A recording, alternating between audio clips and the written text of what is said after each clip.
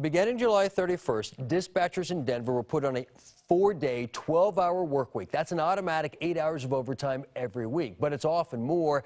And if you call 911 on a busy night, don't be surprised if you're put on hold. Attention all cars, 1536 Wine Coop. We want to get straight to some breaking news right now out of Lodo. At the Alliance Center, we have an active shooter. There's 2 people that have been shot. In the stairwell. Party screaming. June 28th is a day 911 dispatchers in Denver could have used triple the staff. Complaints on the 2nd floor. Shots are being fired in the building. Their lines overwhelmed by calls of an active shooter downtown. These RPs are calling from under their desks.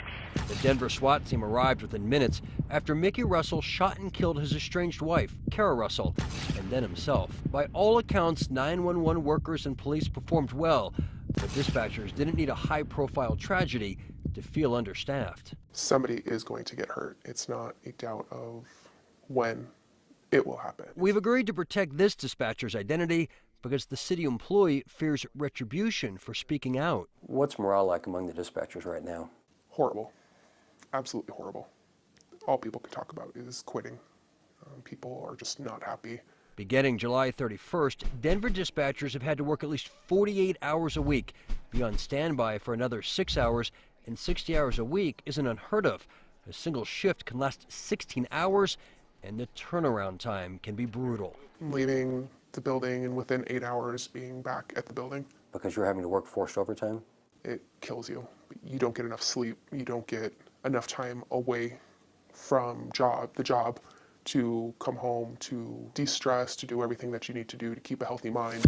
What's the exact location of your emergency? Out of 47 dispatch positions, only 32 are currently filled.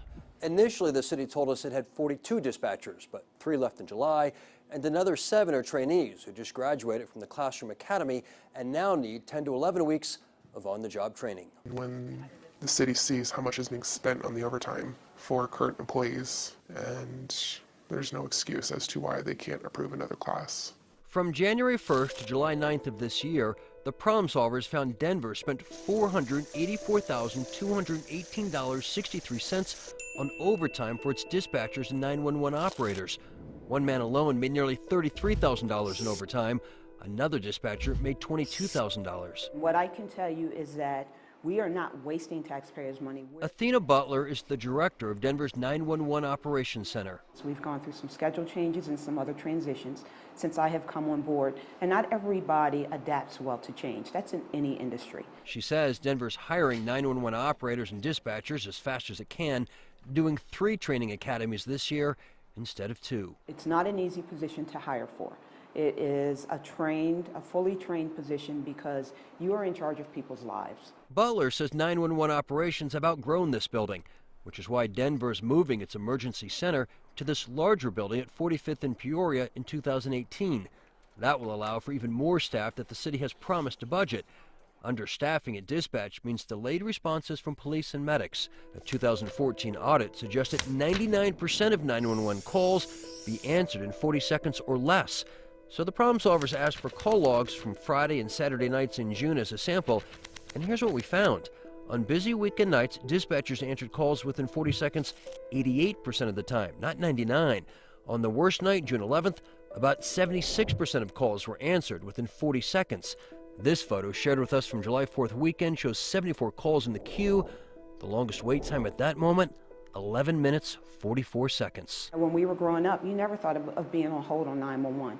But with the increase in the volume that comes, and they come in bursts, it makes it tougher to get to every call within 15 seconds or less. Butler says Denver went from 82,000 911 calls in July of 2014 to 93,000 calls in July of 2016. It's very stressful when you consider some of the calls can be a baby dying. Cheryl Hutchison is the union rep for Denver 911 operators and dispatchers, and so she's been getting frustrated calls and emails from her members. How stressed out are your members right now? A lot of them are leaving.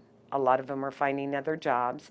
A lot of them are just uncertain of what the future holds because they don't feel like they're being heard. 911, what is the address of your emergency? Some dispatchers still fear the worst. Somebody's going to be having a funeral instead of, family in their hospital room because the ambulance didn't make it in time. Denver dispatchers prioritize all calls, so true emergencies are handled first.